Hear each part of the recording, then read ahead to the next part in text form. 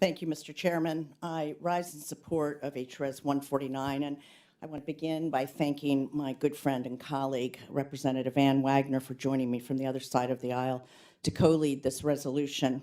As Ranking Member Meeks just commented, we were together on a trip in the very beginning of this war, and we saw many of these children who thankfully were coming across the border, hopefully to safety. And I want to thank so many colleagues of both parties who have co-sponsored this resolution. And above all, I want to thank the extraordinary Ukrainian American leaders in my community who have worked so hard to build and maintain support for the Ukrainian people in the face of unthinkable aggression.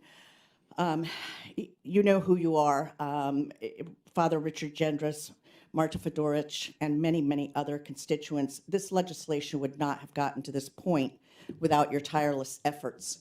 Thank you for your partnership, for your moral leadership, and for keeping the cause of a principled United States stance in support of Ukraine alive day in and day out in our community in Pennsylvania 7.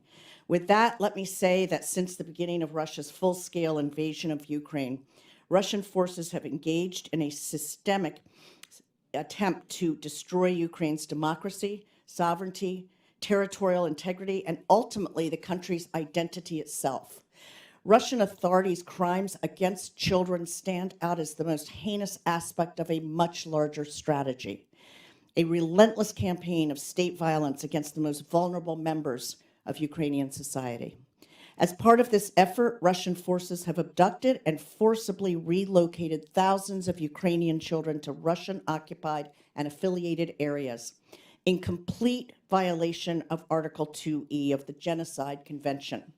The Russian objective is clear: to wipe out the young generations of Ukrainians by attempting to eradicate their sense of national and cultural identity. In response to this atrocity, a bipartisan group of colleagues in the United States House of Representatives and I introduced a resolution at the end of the previous Congress condemning Russia's mass abduction of Ukrainian children and stating that these actions amount to genocide. And on February 21st of this year, we reintroduced this same resolution in the current Congress.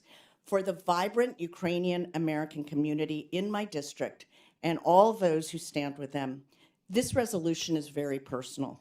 This is not some abstract debate about geopolitics. It is about human lives, children's lives. It's about protecting children and our common humanity from the forces of inhumanity. Together, Democrats and Republicans alike, we are sending a clear signal. The United States will not waver in our resolve. Our support for the Ukrainian people is not negotiable. This fight is not just for Ukraine. It is for every democracy and every people yearning to be free. I urge my colleagues of both parties to stand with me and with the Ukrainian American community in my district and across our country. Thank you, Mr. Chairman. I yield back.